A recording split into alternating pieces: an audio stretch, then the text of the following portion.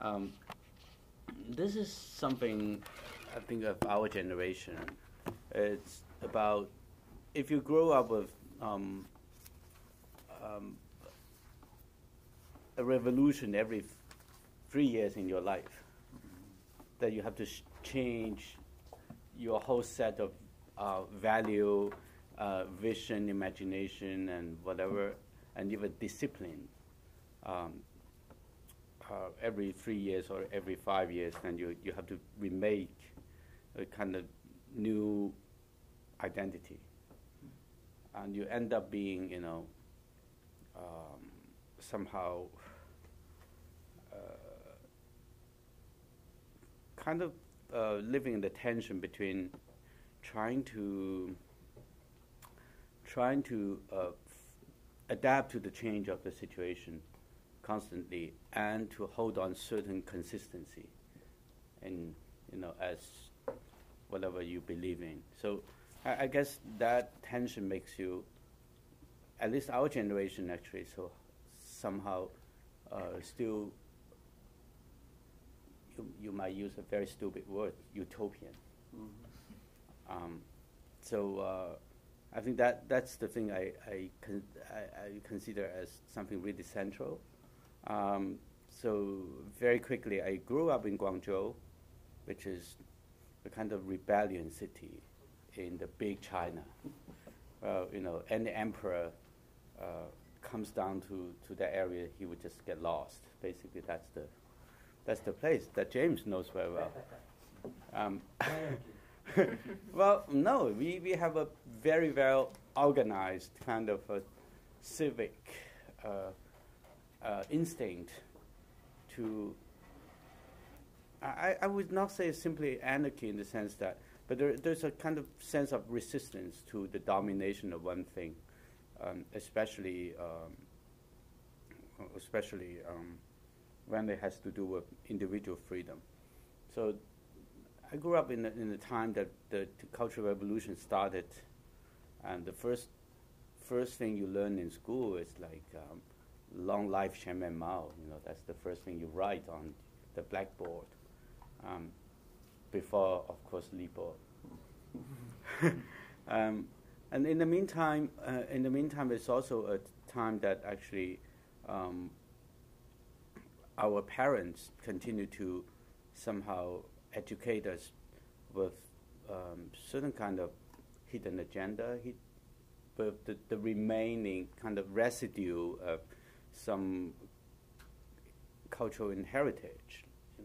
That, for example, during the Cultural Revolution, the Red Guards would come to your home and basically take away everything of your family collection, especially for those who are kind of suspicious to be traditional, whatever, aristocracy, intellectual, capitalist, and anything bad. They wanted to erase that history. Yeah. So basically, counter-revolutionaries. Yeah, exactly. So they would take away all the family collection of books and music and painting and whatever. So I remember our home basically, was they came up and took away all these things from, and then my parents managed to hide some little things, including a few music and vinyls and a few books and so on. And then Guangzhou is a very hot city. It's tropical. This is why we make the book there, by the way. It's a tropical city that during the summer, basically, half a year is summer, and you basically, have to open all the doors and it's really very hot and humid. But then we would actually close the windows and hide ourselves at the last room of the house and try to listen to, secretly to Mozart, Beethoven, and so on. And I actually discovered, on the the shelf above the toilets, and we find out a few books remaining there, including the other day I went to Madrid. I found it really beautiful. It's Garcia Lorca, the counter-revolutionary poet, or the revolutionary poet, whatever. Depends who's defining the revolution, doesn't Exactly, yeah. For Franco, it would be counter-revolutionary anyway. So,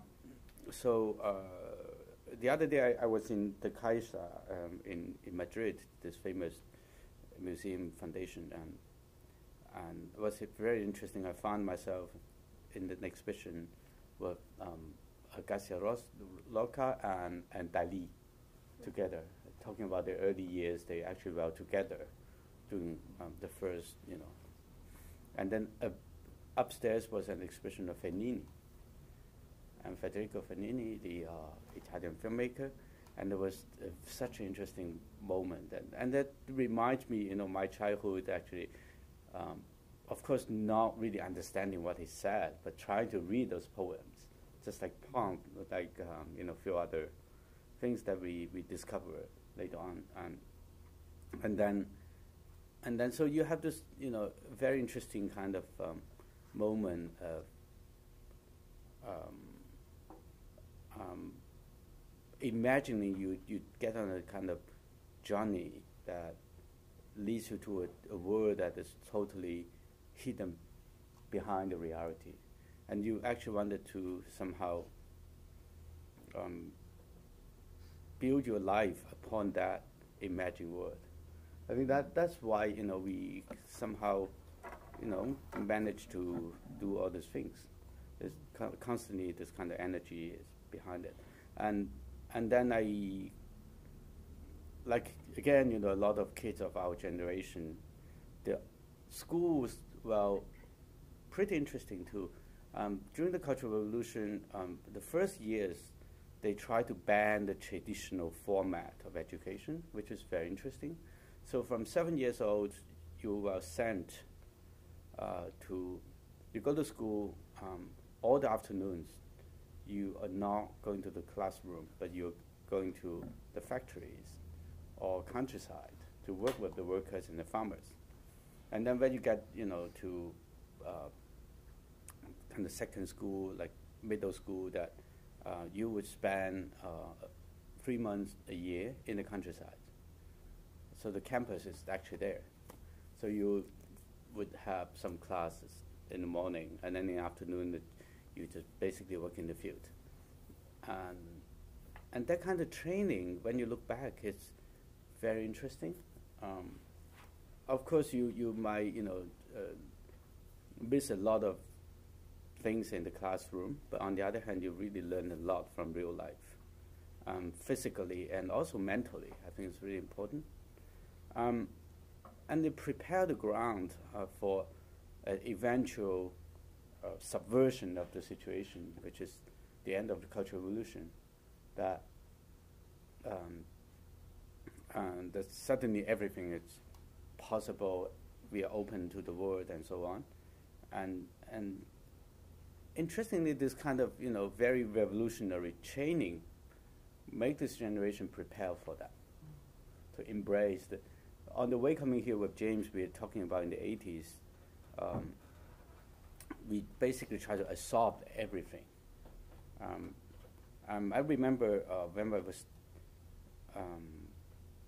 78. I was like 76 actually. That was when Mao died. 77. I was like 13, 14 years old.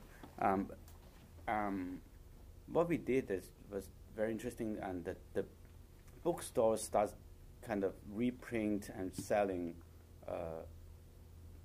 traditional Chinese literature and Western literature, introducing again, writers like Balzac, Tolstoy, and so on and so forth, and of course Libo and all this, and since that was the time that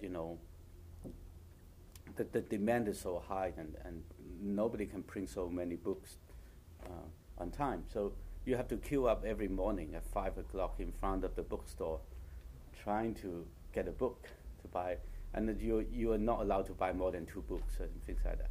And of course, we were pretty poor at the time, and nobody was rich.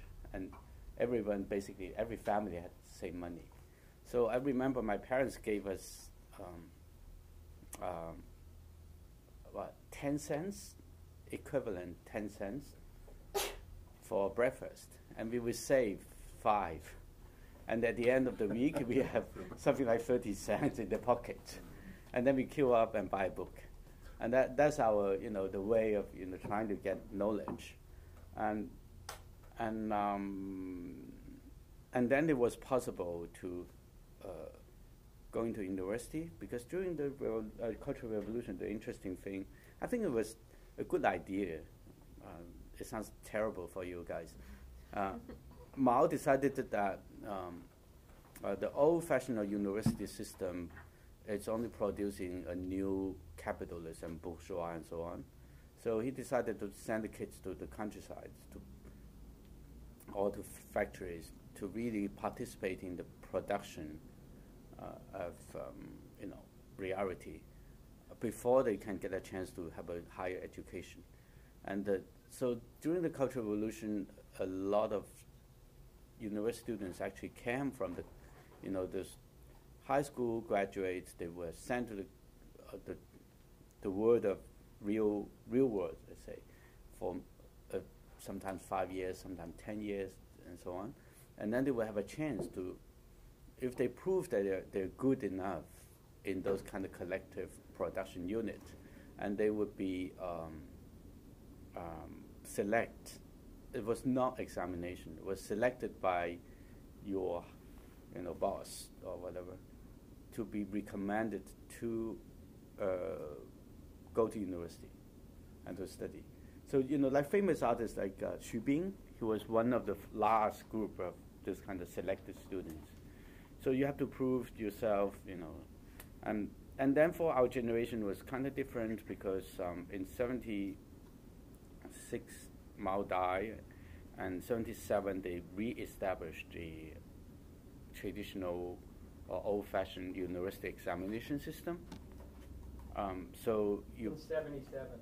77, I think. And is that the one you came through, basically? Yeah, and then so in 77, the students, high school graduate students, and all those people who have been finished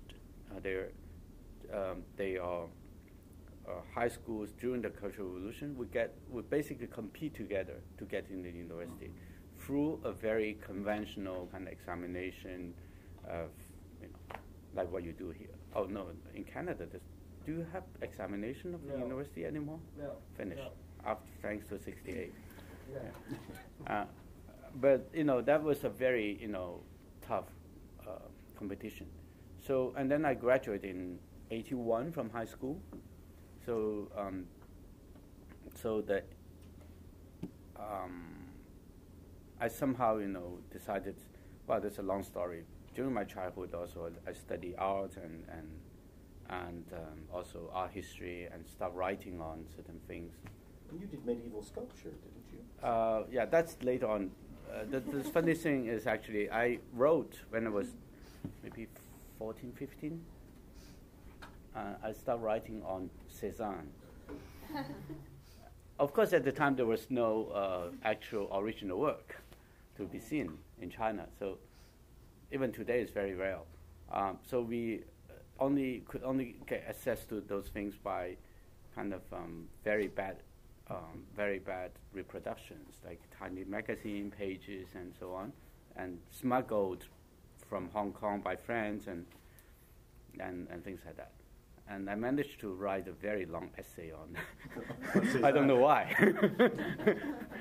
And then, of course, that was a very interesting thing. We tried to copy anything from Cézanne to Mondrian to and Barnett Newman and so on.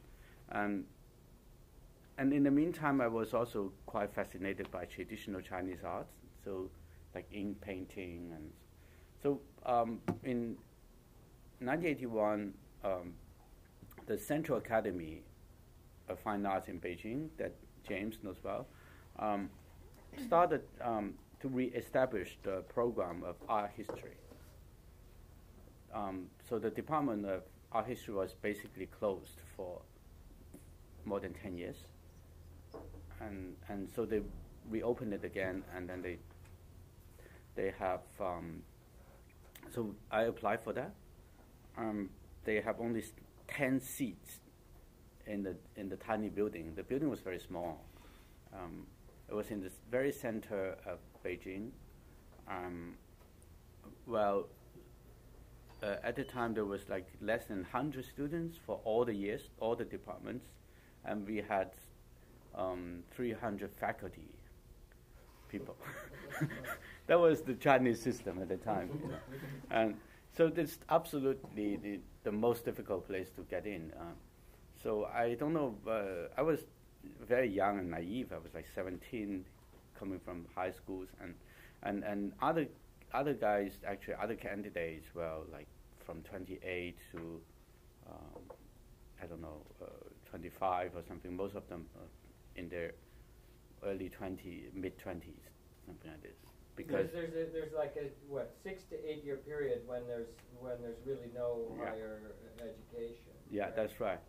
Yeah. And then the thing is actually, you have all these people preparing for really many years to get into the school, because at the time when you get into this school, your future is basically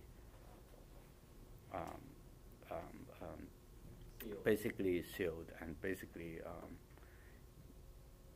it's like getting into Yale. Worse than that. Yeah. And you got in on the basis of your idea that So Cézanne was a kind of miniature black and white collagist, right? From that paper you'd written from the. I'm Well, trying to think what you would write about Cézanne. On well, the basis Cézanne, of actually, what you were seeing. I was very stupid, but only writing on, how radical his way of structuring the surface of the painting as a metaphor, a kind of philosophical thinking of the first generation of constructivism kind of thinking, comparing to the context of that period. So the transition from late 19th century to early 20th century, that actually globally you could actually find out there's a new thought. Again, about poems, right? The Russian theoreticians of poems interpret the poems in the first structuralist way without a name, right? And so on. So I don't know why I was so stupid to learn those things, but I'm interested in the notion you have of history as rupture is intriguing, because that's that whole notion of trying to erase a kind of cultural memory. Then your generation comes out having experienced that, but being predisposed to yourself as being revolutionary. Do you sense that shaped the way you've subsequently approached your practice as a curator and as a writer? I think so. I think all these things happen in a very natural way, because at the time, even until today, I don't really make a distinction of all the things I do, I don't really particularly think and I'm an artist or curator or writer or someone living here, having a drink with you guys and so on. I really think this is a very natural process, and so at the time, we were doing what? We were doing practice, like painting, sculpture, performance. In the whole 80s, I was doing a lot of crazy things, like even in the first videos installation, while there was no video camera available. So we had to find ways to get friends who work in the TV station, like the national TV station, to steal the camera out and to shoot something, and that was a very complicated thing, and it was very interesting, and on the other hand, we try to improvise all the opportunities to do things, and one of the very important things is actually living through this transition between Cultural Revolution to the so-called opening period. It's you really truly believed you can change the world. That utopian thing you talked about was actually operating. Yeah, so it's not only one person, it's really the whole society, every individual in that society really believed that you could somehow, by doing things, either doing a painting or or writing a book, or or even solving a mathematic problem can be a gesture to improve whatever social change. So that was the period that we all, and then when it comes to so-called curating was also at the time that since there's no any infrastructure for experimental art, and the tiny thing you could do is in the school, maybe you can hang a tiny painting there. So that was a period that the whole Chinese art world started being exposed to so-called modern art and contemporary art, and there's a lot of collectives all around the country, not only in Beijing but really in very remote places to try to self-organize, to set up their shows and publish writings in kind of at the time there was even not photocopies.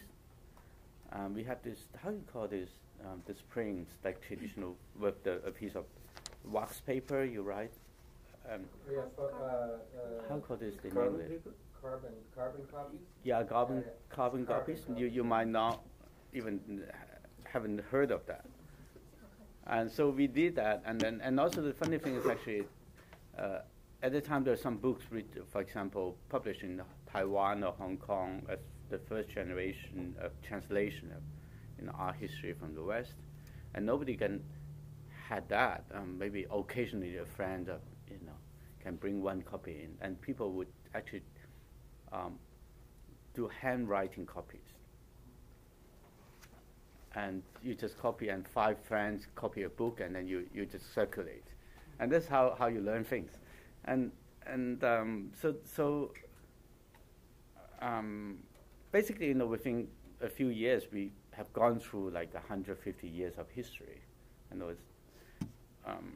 of course, a lot of things are not really digested, but it's fine. You always have some problems in your stomach. That's a part of your health. So you think of curating essentially as a kind of activism, don't you? I mean, that utopian way it translates itself into the practical world when you do things. Yeah. Is to still believe in the notion today that you can change things. I don't really think curating is a very particular thing. It's a part of the process. And also, at the time, there was no such a word called curating. Actually, the word that we use curating for as what we use today actually came very late. Even in the West, it became kind of popular only for the last 10 years or 15 years. Right? Before that, we did things, we organized exhibitions, and we didn't really use the word curating. Right? And so basically, these people come together. They all have backgrounds of art critic or historians and some artists, and all doing both. So we decided, we should have our own media, publishing magazines, and so there are few magazines actually being kind of, created using a kind of in-between channels, such as a part of the official art magazine, like the official art Ministry of Culture kind of magazine, or some university kind of semi-underground publications and so on, and it circulates like this. And then at a certain point, the artists actually decided to organize their own exhibitions. So in the years of 85, 86, there was a huge movement across the country. Well, suddenly all these things mushroomed, really. And so we called it the New Wave movement. And then in 89, we have this exhibition, China Avant-Garde, being organized by a group of so-called curators today. I think we have, it was a very bad number, 13 people on the committee. So basically what we did, actually, we receive, for the 10 years or so on, we keep receiving materials from artists from different parts of the country, and so on. And there's few different tentatives to organize this exhibition in different periods. And because of the political change and so on, and so the first idea to have a national level kind of show of experimental art happened in 86, 87. So they have the first, at the time, nobody had money to do shows. So what we did is actually to have a conference, a kind of symposium, gathering all the artists together, and then they screened the slides. At the time, maybe you don't know what slide is. And you carry your very heavy bag with all the slides, and it was already very expensive for the artists to produce slides because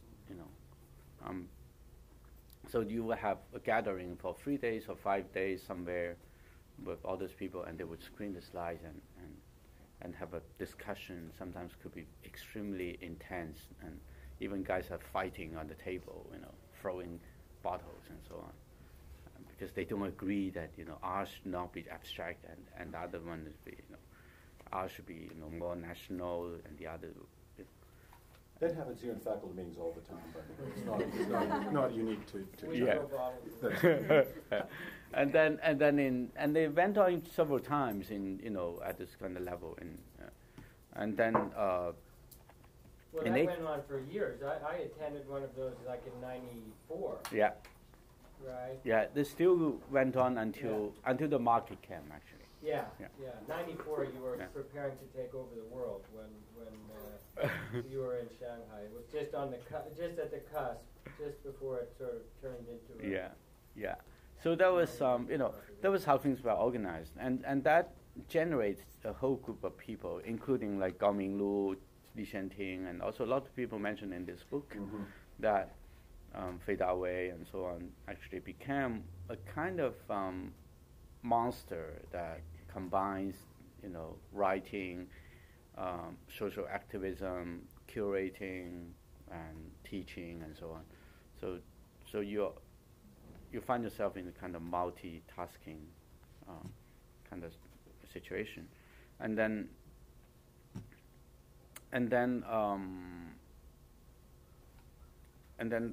what? And there are two schools. Some are really thinking that arts should be solving a kind of immediate national whatever problem, and the others would think gradually we should become more international. And that was, I think, in the 80s, late 80s, we start talking about how to internationalize our practice. So that was a very interesting kind of moment. And then, of course, after the '89 exhibition, a few months later, there was the Tiananmen thing, the Tiananmen event, and that was a symbolically kind of historical kind of change, and people kind of spread out all around the world. So you moved for Paris? I left China in 1990, so a year later after the Tiananmen events, and I found myself actually, I was invited by the French Cultural Ministry to work with Fei Dawei on a project in the south of France. That was the first major contemporary art show from China in the West. And then I went to France. And then lived there for 15 years, where you... 16, let's say. I'm still living there. I mean, theoretically, I still have a place there. So I commute between, and then I moved to San Francisco. It's a short commute. Well, it's okay. I mean, if you do that every 4 to 6 weeks for a few days, it's fine. It's and the shameful thing is actually you pollute the planet more than the others. So one day I received a letter, a very nice letter, sent by Air France, and I opened it. There's a diploma, written that, "Sir, thanks for your contribution to our business. We decided to plant a tree for you in the forest in somewhere in Oregon. I don't know why there. And there's a plate with your name on this tree. So you're a Chevalier of the Arts and Letters from the Culture Ministry of France, and you also have a tree from Air France. Yes. There's no end to it. Yeah. That's really funny because, I received this, I was laughing. It's like, oh my God, this is my redemption to all my crimes. And that, wow. Do you still sustain that notion, that utopic idea that you had that art can actually change things? I mean, is that still an operating notion for you in the work you do? I think so. I mean, I think the thing is actually, it makes sense that I think the number one, art doesn't make any change of the world, but you always use art, or you always work in the arts as a way to trying to change. So basically, we end up being useless, but that's the only sense you can make, right? And because of its uselessness, that maybe people will change from inside, because you don't have to think about how this thing can be translated into material. But I guess life is not about material; it's about something more than that. And yeah, that sounds very and. The other day it was really interesting. There's one very interesting experiences. Last week I was on the plane and watching this very old films. They have now the good thing about multimedia is actually you can actually choose from a long list of films, that even some very old stuff. So I actually looked at the film again, The Name of the Rose. Do you know this book? Yeah. Yeah. That was one of the major discovery for me in the 80s. That has to do with why I was doing medieval arts. Right. Okay, this is another crazy story. In the 80s, I was very interested in after Cézanne, I was very, very interested in Joseph Beuys. So I started translating Joseph Beuys into Chinese and so on. And then I found that there is one very important thing, not only from Joseph Beuys and also from the earlier generation, parallel to the people like Cézanne, Van Gogh, and so on. You have another tendency in modern arts that related to expressionism that has been really looking into pre-Renaissance art. That means, the so-called barbarian Dark Age of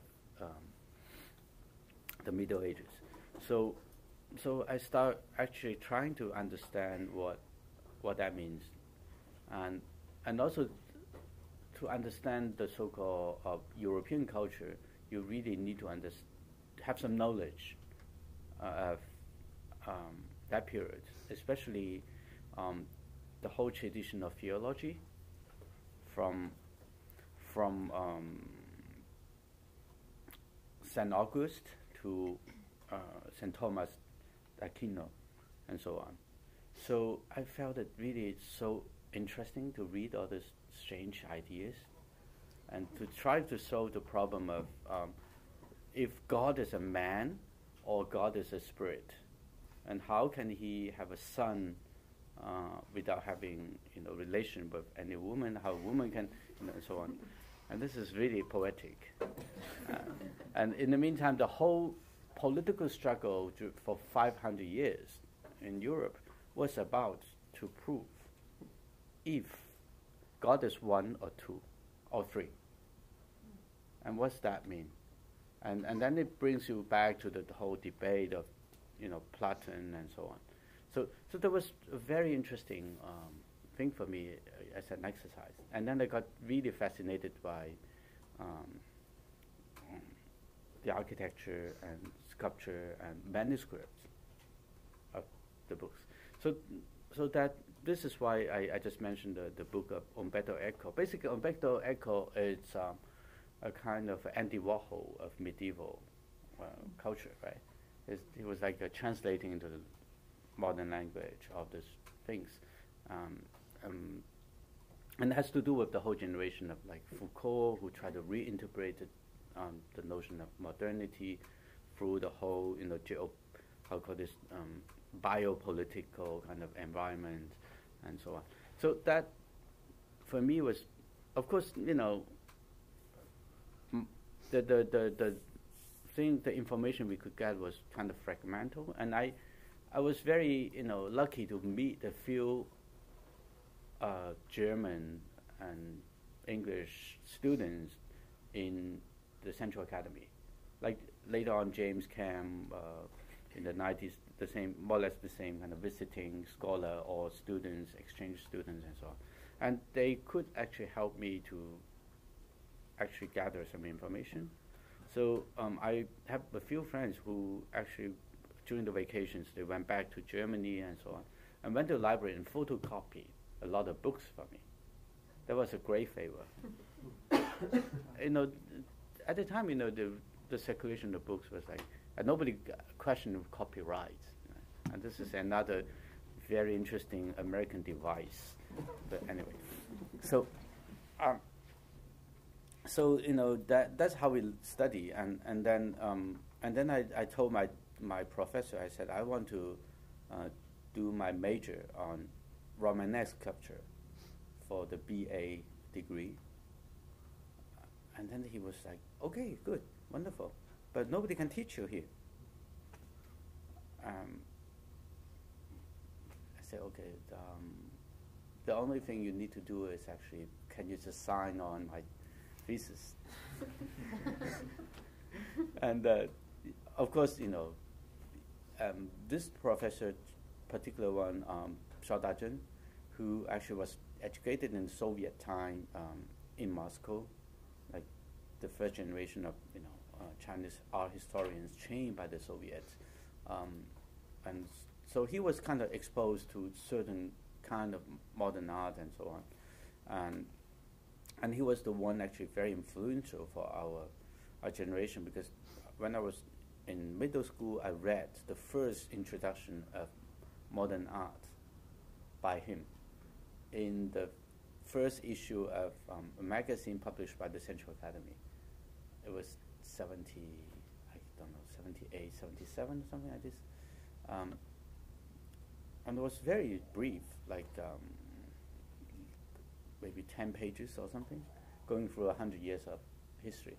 And he was the writer. But that article actually had a huge impact on our generation.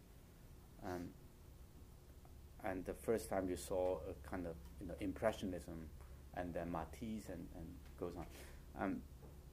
And then so he said, okay, I cannot help you with the knowledge of medieval art, but we can talk about the methodology, how you work on this.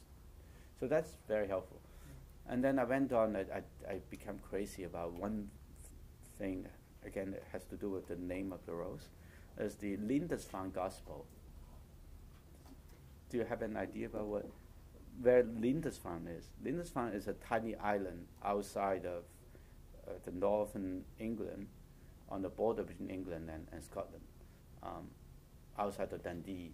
There's a tiny island where you have a monastery. Well, St. Patrick, before sailing to Ireland, he stayed there for a long time, and that in that place there's a wonderful gospel book, illustration, Bible,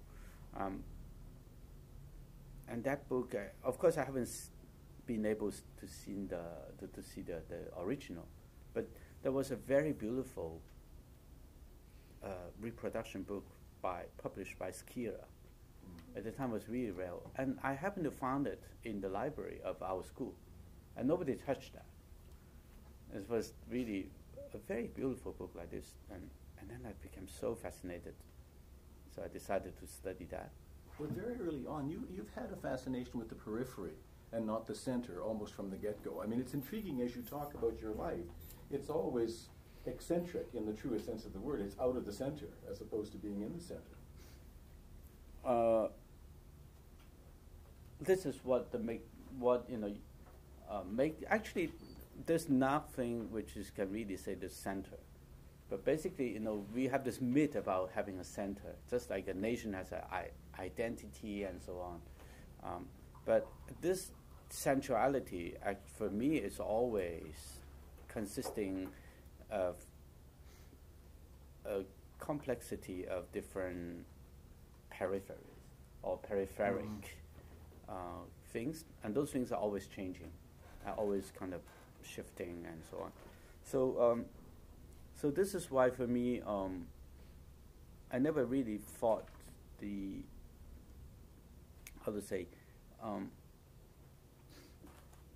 essentialism is really the biggest enemy for me in all things.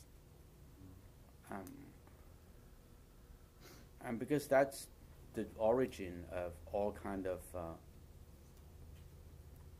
desire for hegemony and dictatorship, and even in the arts. So, of course, inevitably you have to fall back to certain kind of substantial things to rely on as a kind of conducting line. But on the other hand, you always have to question it. So it's always about. This is why I was very interested in quoting the poem you just mentioned. And there's no thought of returning. You shouldn't. Wow, it sounds like a priest. That's terrible. My God. You shouldn't return to something that you kind of rely on as a security. I think intellectual security is the most dangerous thing. You should always be trying to live in a kind of insecure situation. Which is why you love the in-between. I mean, it's interesting that the things that you seem to be most interested in are those things that are interstitial, that are in moments of transition, because ultimately, the way you talk about curating, you don't want a curated show to make a statement. You want it to be part of a process that is ongoing and, in a sense, never-ending. Yeah. Okay, let me have some coffee and then I... Was that a coffee question? Yes. I got a brandy question coming up. Fair trade organic coffee. Yeah, right. It might not taste very good. You better than me. But it's moral. He had Tim Hortons here. Oh my God. The real thing. Very transcendental experience. You got to let this theology stuff go, it's getting you into trouble. Yeah. Well, okay, curating. Curating is something happens this way. For me, when you are coming from a background like this, so-called curating, when we didn't have the name yet, organizing exhibitions or conceiving a project and so on, was about producing a new situation. Not only to facilitate the artist to make things, but also produce a kind of statement, a kind of cultural statement or even political statement. And that's how we started working. And then, interestingly, I kind of officially curate things. It was when I moved to Paris. And I have two options. One is to become an artist or to become a so-called curator or art critic. Because I was doing two, and then my friends told me, well, in France it's really difficult to do both because of, all kind of, because maybe the society is much more organized than in China, so you cannot be too ambitious to do everything. So so I didn't know how to deal with that, and so I also find out, with the kind of development of your thought and work and so on, it would be more and more difficult to have two focus, because it's basically a kind of opposing way of thinking. When you're an artist, you think for yourself, and when you are a so-called critic and curator, you would think more on a big picture. So somehow it's also a kind of opportunity thing. It's like there are some occasions that makes me, people ask me on, how to write on Chinese art, and that was the first period that people start becoming aware of China. Not in the time of Debo, but in our time, like contemporary Chinese society became something important, and then also they start noticing there's contemporary Chinese art, so they ask people like us to write, and then to do exhibitions, and I was also I guess the few debates at the time, especially the debates around the Magicien de la Terre, this exhibition, when Jean-Hubert Martin, actually the French curator, the director of the Centre Pompidou, actually had this project in the late 80s to create an exhibition that shows the equality of the West and the rest part of the world, in terms of creation, in terms of how we define creativity or art, what we call artistic. And that was a very ambitious and very controversial project too, and there's a lot of theoretical... Very essentializing. Yeah, a very, very important project, but on the other hand, there's a lot of questions that we can still, ask and challenge today. But nevertheless, that was also a reflecting on the long tradition of French kind of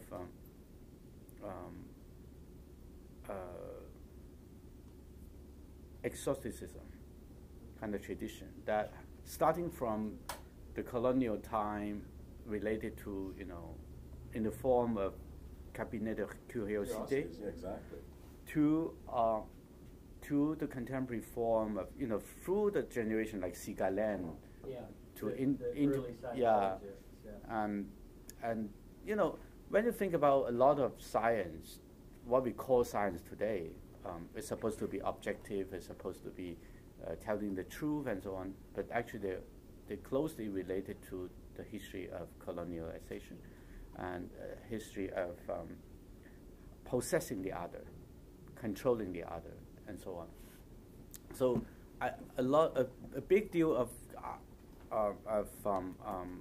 archaeology is actually related to that, and basically you redefine the other to empower yourself and to develop a system of controlling the other, and that's how the West kind of govern the world, and so one of the major questions that Magicien de la Terre was asking was raising, and Jean-Hubert was kind of criticized, is because of there's a tendency to extend this obsession with the other, but from a position that you possess the other and you define the other by purify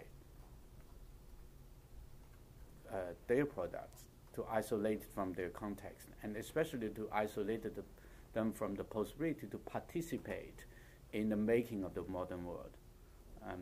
And so that, for example, he would invite the Tibetan monk to do the sand paintings on the floor, the mandala, as a equivalent to Richard Long, and so on. So when you think about it from the formal aspect, you might compare certain things, right? But in fact, by kind of singling out this activity of a monk and say this is contemporary art, and basically they would exclude other things which is much more real in the reality. That you have artists like China avant-garde artists or Indian avant-garde artists, whatever. They actually practice their version, the interpretation of this debate on modernism. Those things maybe in his eye was seen as a kind of second-rate copy of things, but without really understanding the actual meaning that they are participating in transforming the global vision of modernity, right? And so that kind of debate was very important for me to try to reposition my own work. And then the second thing is actually there was a period that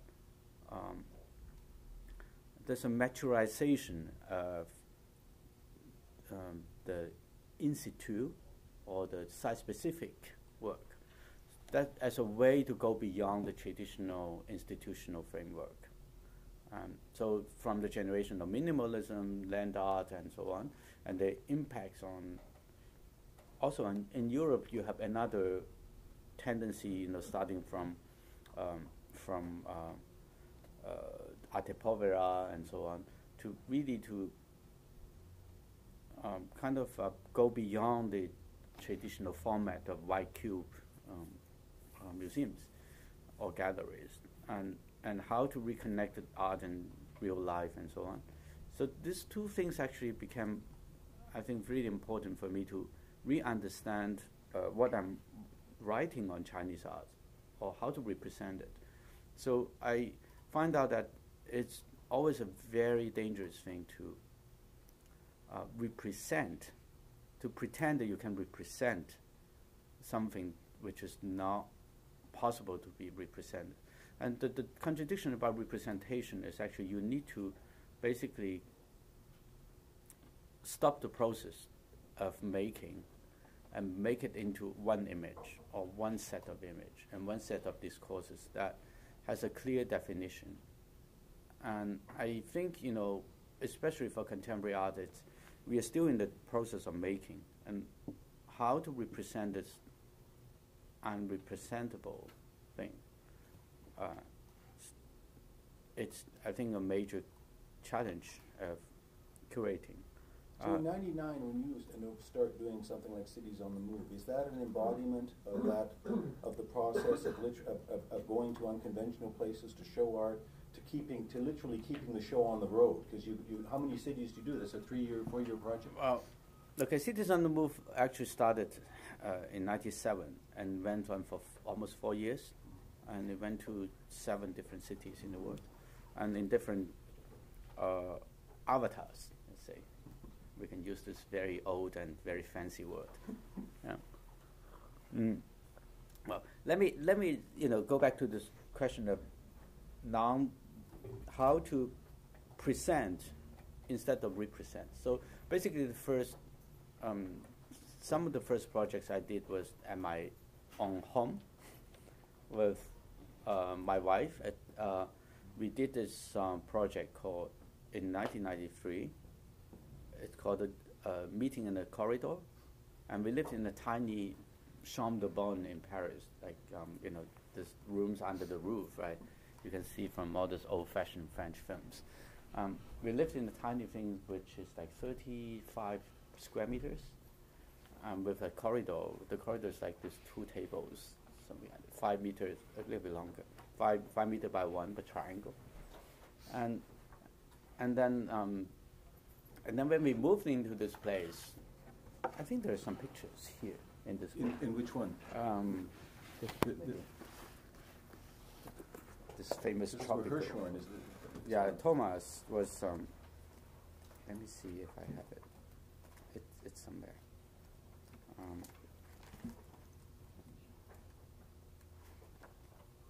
I was in the interview with Carolee. This is the thing. That was a tiny corridor, and we have different. But and then we did this project at my home. the reason why we did this project was because we moved into this house, and this house was like covered with very ugly kind of 70s wallpaper with orange flowers and so on, and very, of course, the white part became yellow, and it was really disgusting. So we decided to clean it up and paint it white. So it was like an instinct that the first thing we decided to do is to paint it completely white. And then the next day we started questioning, why should we paint it white? Are we wanting to live in a gallery? So we start saying, okay, there must be something wrong here. Let's think about what to do. So we decided to turn our life into a kind of experiment of living with art. So so we decided to invite it every month an artist to do a site-specific project. And it cannot last longer than a year. And we don't want to turn our life into a gallery, right? The whole project could only last a year, yeah, not only 1 year. The whole thing. Right. So we start calling up friends. The first one is Thomas Hichon. They happen to be his first exhibition. And then he came with thousands of pieces of woods. Like at the time we didn't have internet, of course. We had a fax machine. So he faxes his drawing. He came and then looked at the place and then he faxed his drawing. We were kind of freaked out, and because the drawing is kind of full of piece of woods, filling up it. And then we said, okay, hopefully he's not going to do exactly the same. But in fact, he came with even more woods. So from then on, for a year, every month we have something like this. Very strange. Every work is so challenging to you, really touching on your nerve every minute when you live inside. There's a guy who installed a school belt inside the corridor and then connected to the entrance of the building. So whoever comes in our room is it's crazy, and so fun, and a lot of crazy things like that. Did the marriage last, by the way? I hate to yeah, and then in the meantime, actually, we found that my wife was pregnant and our child was born, so we stopped for a month only, and the others, my poor daughter is really, had to suffer that from the first day, and so actually through doing this, we understand, more and more. The question of exhibition, the question of curating, it's not about simply representing something existing, but really trying to be a part of it's an articulate moment of a kind of ongoing production process of production of different things. Of course, artwork, social relationship, space, and a lot of even economic models and so on. So that became something. Of course, I could only talk about this now. At the time, we didn't have this kind of language, because when you're in the situation, and then I was invited by a museum in Finland to do a Chinese exhibition. It was in '93, I think '94, and then I decided to, that instead of doing a Chinese exhibition representing, what's happening in China, we actually should invite Chinese artists to go there and do an exhibition to interpret that context. Why, in a place like Finland, they want to see Chinese art? What's the reason? So I started, studying the history of Finland, finding out that actually there's a term, maybe you don't know that anymore. Maybe Robert will remember in the Cold War time, Finland was called, there's a particular word called Finlandization. It's meaning that Finland was kind of like a bargaining chip between the two camps, the Western, the Soviet camps, and Finland has to kind of accommodate to the climates of the time, who has more missiles and so on. So turn it into kind of in-between zone.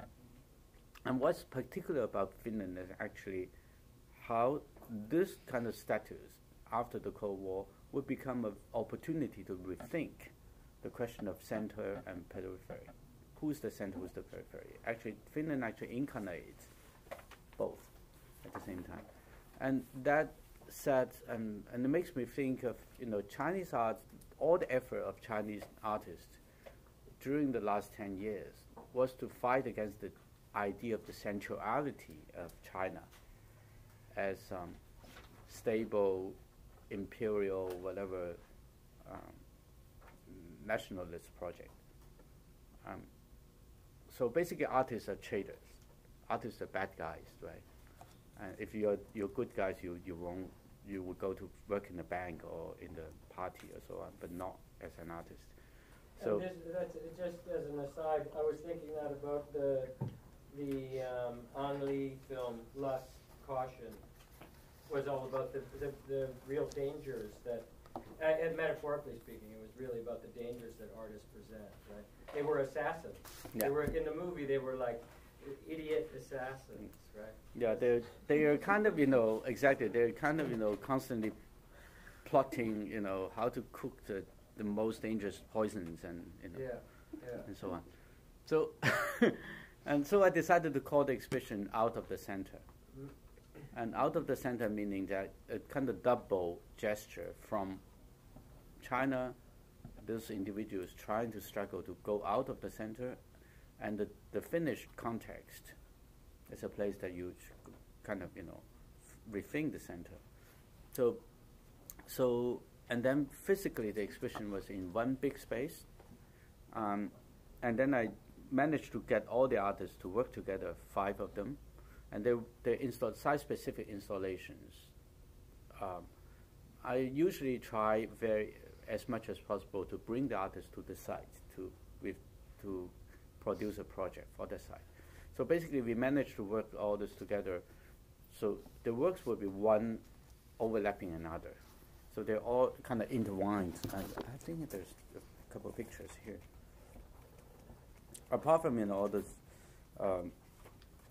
ingenious ideas about whatever. This is the show. So this is Huang Yongping's project.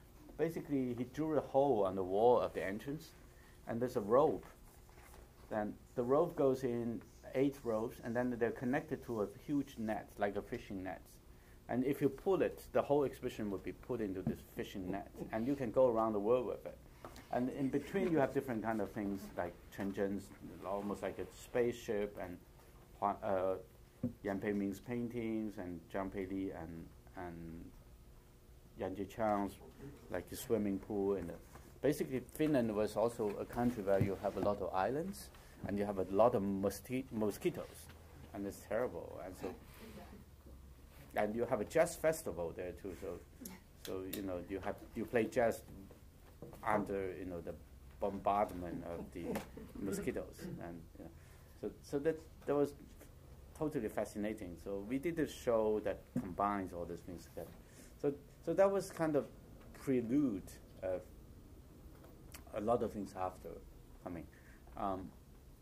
So basically, I consider that as an exhibition, but not necessarily Finnish or Chinese, but how these people find themselves in this particular situation, and they would come up with. And this is about even at the time we didn't use the word globalization, but that was I think that was a kind of interesting demonstration of how one can negotiate one's position in this so-called globalization. That is not one thing, but it's constantly kind of guerrilla kind of strategy to attack all these fixed ideas, or so. And see this on the move came afterwards, and as a logic again, it's a gesture to fight against the question of fixed identity and representation. And the context happened the context was very interesting. I was working on the Johannesburg Biennial with a project called Hong Kong, etc. Again, it's about using the urban situation of Hong Kong as a post-colonial city. How much, one can, go beyond this cliche about post-colonial to turn this context into the most creative, original, and innovative place, rather than continue to suffer this discourses about oppression and so on. So Hong Kong demonstrated a possibility, and this possibility actually comes from the fact that how the urban space is organized, how much art is related to that condition, and that makes me understand that actually most of the interesting art activities are really coming from the street, especially in places outside the Western world. So it happened that one day Hanru's arborist called me, and we met each other the first week when we arrived in Paris. We arrived at the same time in Paris. It was also kind of interesting, fatal coincidence. And he was younger, and it's really interesting. And then since that, when we were doing the corridor show, he was doing his kitchen show and so on. So we met, and then he called me. He said, "Well, there's one thing maybe we can think about to work together. The Vienna Secession, it's going to celebrate the 100 years of the building. You might know about this Vienna Secession, which is like the major avant-garde venue. It's basically kind of independent, the Salon Refusé in Vienna in the late 19th century. So all those guys like Klimt and Egon Schiele and Wagner and all those guys gathered together to create their own association, and they built this very eccentric building. That was the prototype of a lot of Art Nouveau buildings. So they celebrated 100 years of this venue, because this venue has been for 100 years really the avant-garde place in Austria. And interestingly, they think there should be two events. One is a retrospective of things happening there. So it was curated by another curator, Robert Fleck. And then they asked Hans-Ulrich and me to do something about Asia. Number one, we understand that actually that movement, like a lot of early modernism, actually it's very much influenced by, at the time, what we called Japanism. It's kind of a Western interpretation of what Japanese art is. And that became a very important intellectual and political support for the whole generation of post-impressionism and so on, to kind of defend their position, to make the painting flat, right? And even the earlier generation like Manet, they were totally inspired by what they saw as a kind of Japanese prints, right? And that's also a very interesting story. And I think there was an interesting kind of coincidence that they wanted to have something from Asia to mark the beginning of a new centenary, whatever. And I met with Hans-Ulrich. I said, Hans-Ulrich, look, we should do something about Asia, but nothing to do with this Asian identity. At the same time, there was an interesting exhibition by Arpinan Ponchinanda, Thai curator and historian, very well trained, Oxford trained, or Cambridge, Oxford trained, with a wonderful British accent, very smart. He curated the show called Tradition and Tension. I don't know if you know about that. Also produced by Asia Society. That was actually the first major project of Asia Society and taking place in New York. Anyway, so that show actually for the first time in 1986, for the first time in America, there was an exhibition about Asian contemporary art, gathering people from Korea, Thailand, India, Singapore, Taiwan, and so on. So, in that show, actually, he is very much into this post-colonial discourses about the identity policy, basically. That was the time of identity policy. So he really tried to affirm that there's an Asian identity and so on. And then I said, we should do everything avoiding this, to really bring back the reality of creation, that art is closely related to the urban condition, and every individual is fighting for its possibility of being themselves, in the meantime being a constant changing subject in this condition. And we should also go beyond traditional kind of definition of art, going to embrace architecture, music, film, and all those things.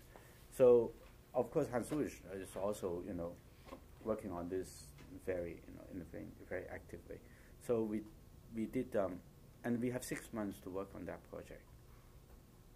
And so we did a crazy research trip, a few of them. And so the budget was very limiting. So what we do is actually we managed to get them to pay us tickets, and then we share hotel rooms and so on. And every 2 weeks we would fly to Asia to do research. So every day we were meeting at least 20 artists.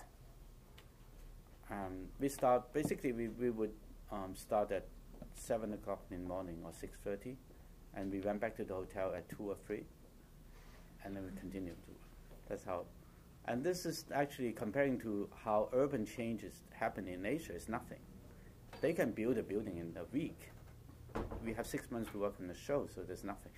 So on the way we try to do all this kind of. So we have the Cities on the Move, and the Cities on the Move actually was not an exhibition that has one format and defined, but we kind of did the research and invite the artists to do every time a site-specific project for each institution that the show goes to, and then we have an architect to redesign the exhibition.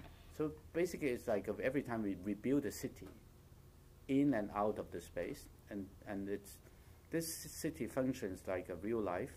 For example, in Vienna, we have a square in the middle. It's an empty space. Well, you can rent it for different activities. In the meantime, you have performance, you have all kinds of things, and then also this exhibition is like a machine that continues to generate new relationships. So we will work with local artists. We will invite the artists from that city and to participate in it.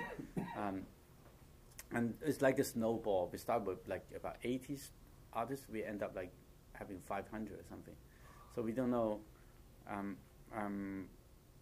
And one of the ideas really to make this event out of control, and so other people can continue to produce new things.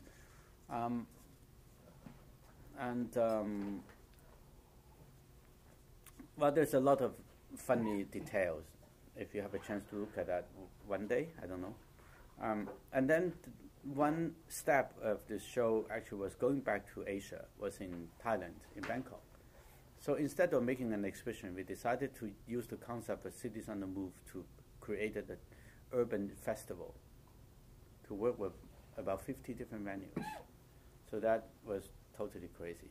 Like for a month and a half, the whole Bangkok city was like having all kind of activities under the umbrella,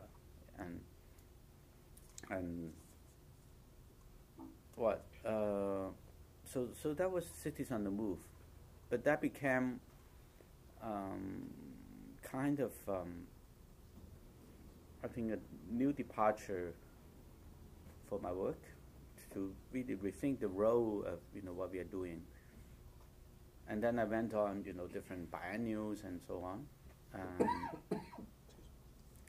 And every biennial for me, there's a text in this book. It's about how biennials can help every place to look for its own new locality in the context of so-called globalization, and how you redefine your existence because of artistic interventions and so on.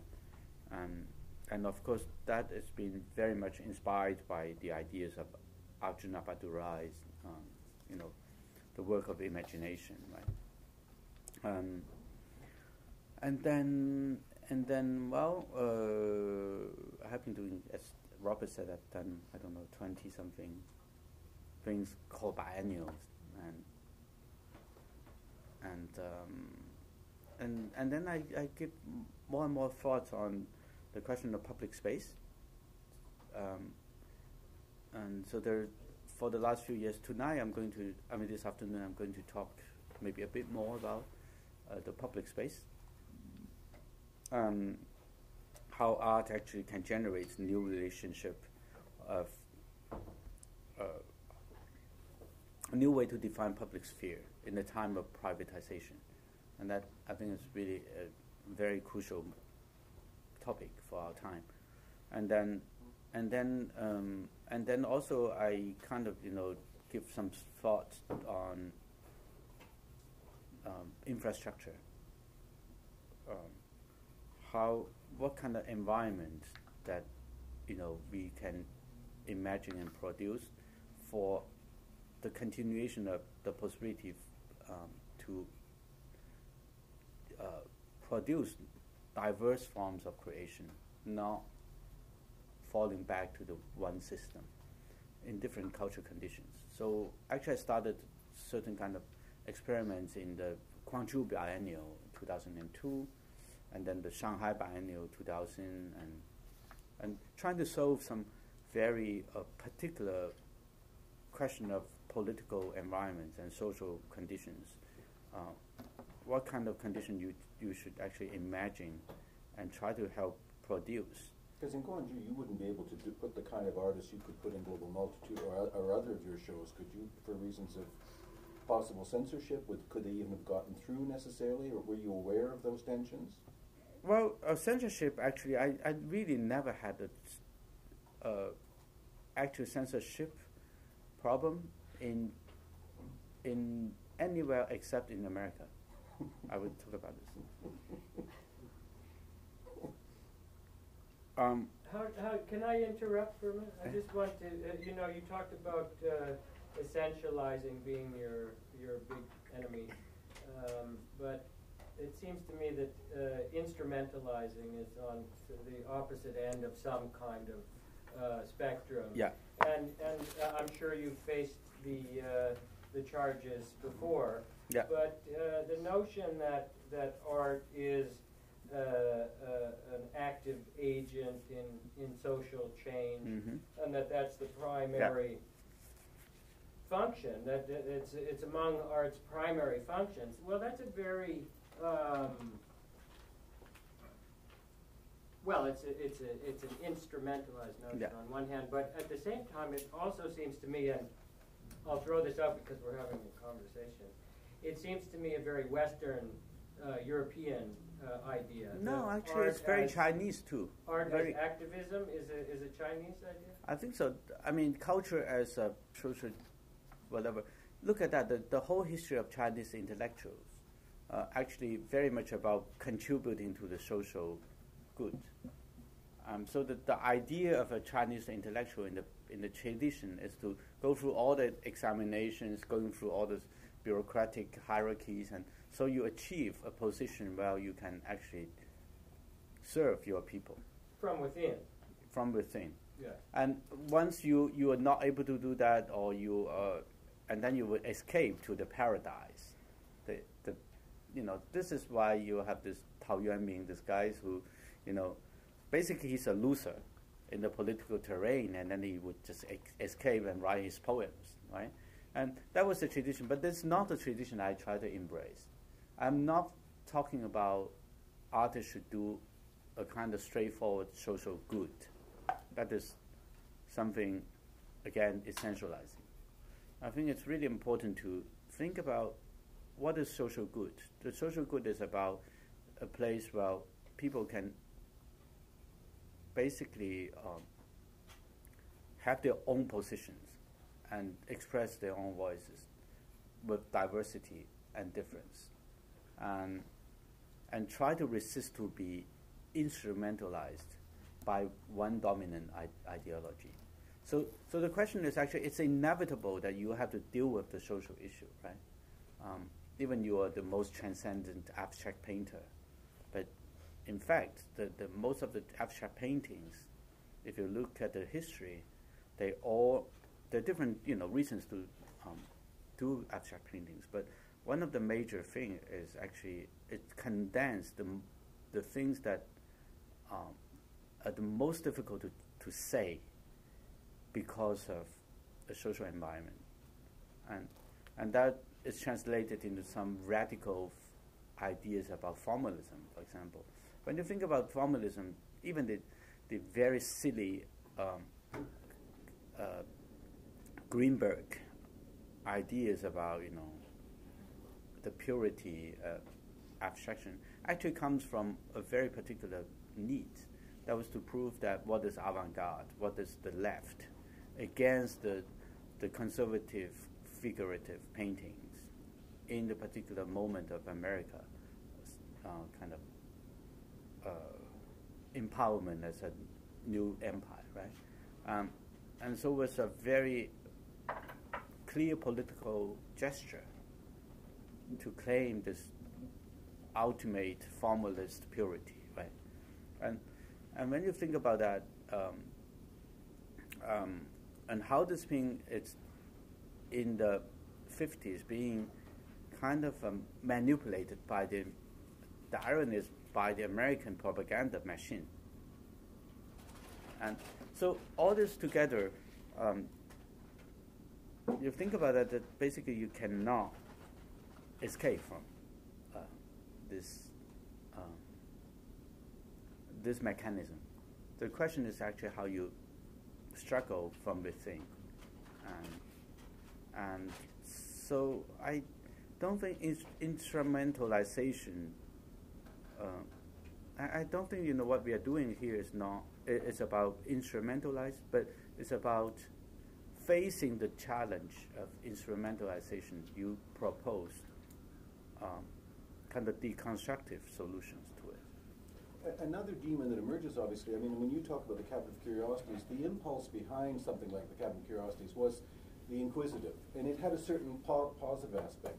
Yeah. But it's interesting how quickly the inquisitive shifts to the acquisitive, that the need to investigate becomes the need to own. And one of the things that your work, I suspect, is trying to resist is to fall inside the confines of what in fact becomes a global market, because that's where the inquisitive also becomes the acquisitive. And China now, as we know, I mean, all the big galleries are already there, they're moving there, because they realize there's a whole new market they can exploit. Do you want to talk a little bit about how, I mean, I know you resist that, but how does the population that James is worried about being instrumentalized by the way that no, I'm not worried about the population. I don't care about the population.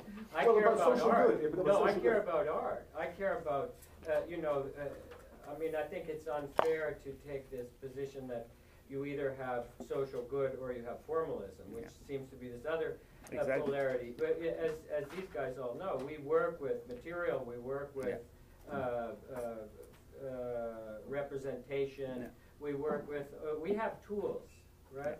We have 2x4s and oil paint and so forth that, while they may be conventional tools, are not exclusively, I don't think we're prepared to give them over to an instrumentalized notion of a social function for art, right?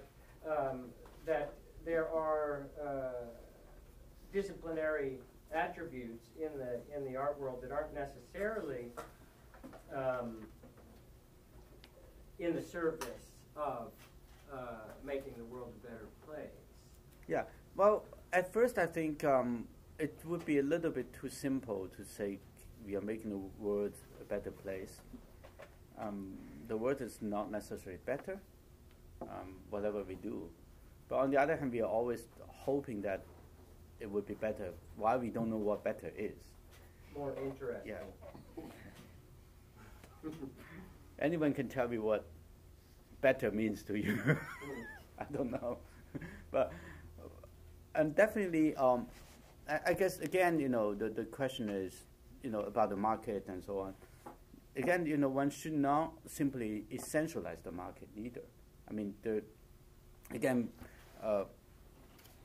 imagine in the contemporary condition, if there was no market for art, nobody could survive, right? And on the other hand, it's a kind of destiny that in history is always like this. Those who were successful in market, very often they would be forgotten in history.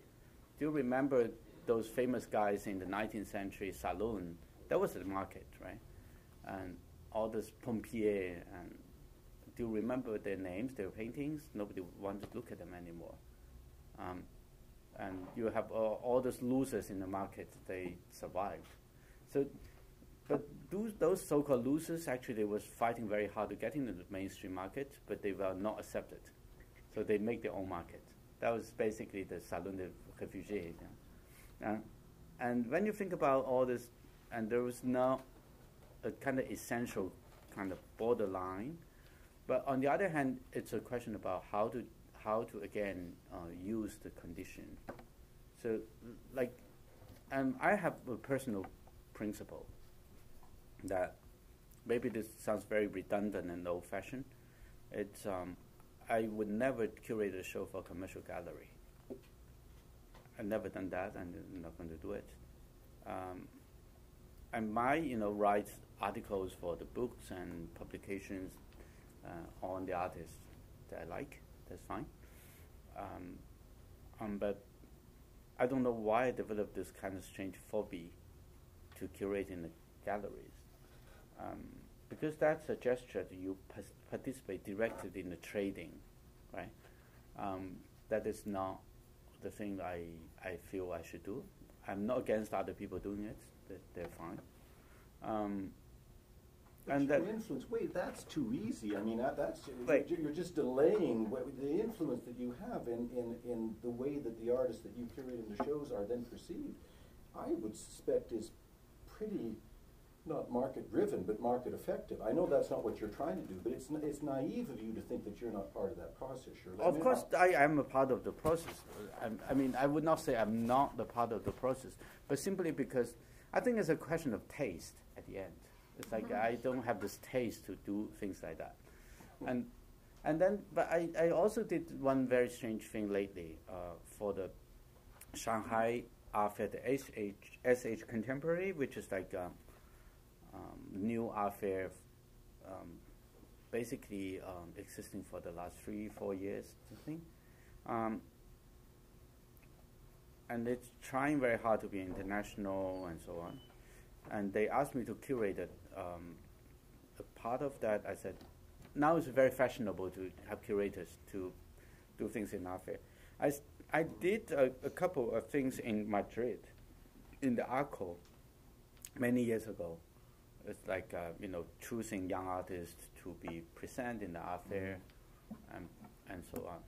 But this time I said, no, in China, I don't think this is the best idea for my contribution. But instead of that, I actually proposed them to organize a conference. This conference is about what?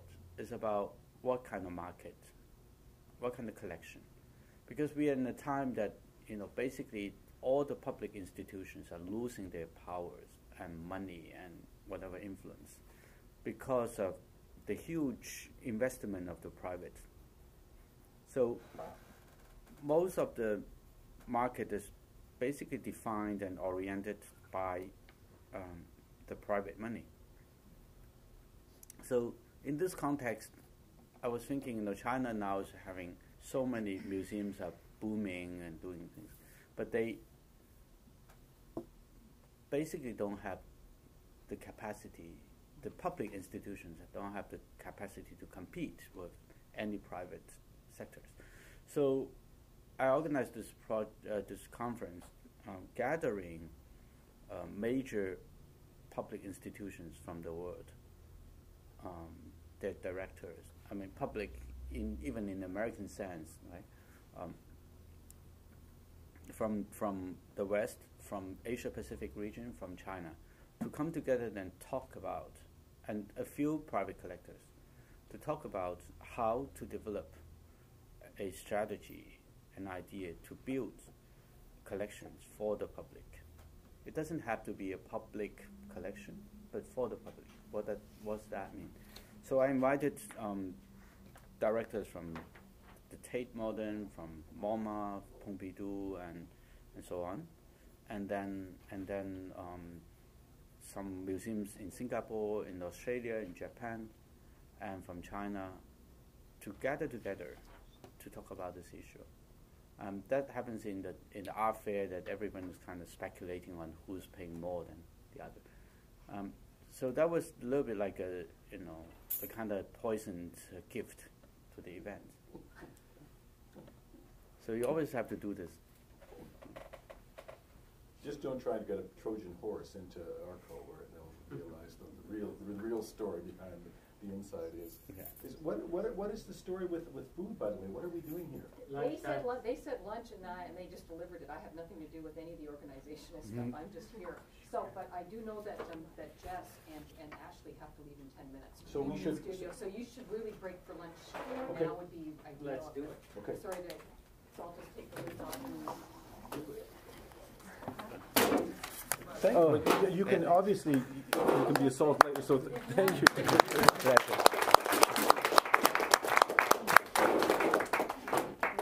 Keep the pen. You might need it.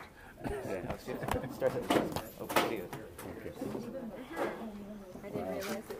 Now, you guys, Yeah, no. at this point, can do whatever needs to. Should we turn up this fix? Oh, sorry. You, Sorry. you, Sorry. you, Sorry. you, Sorry. you, Sorry. you, Sorry.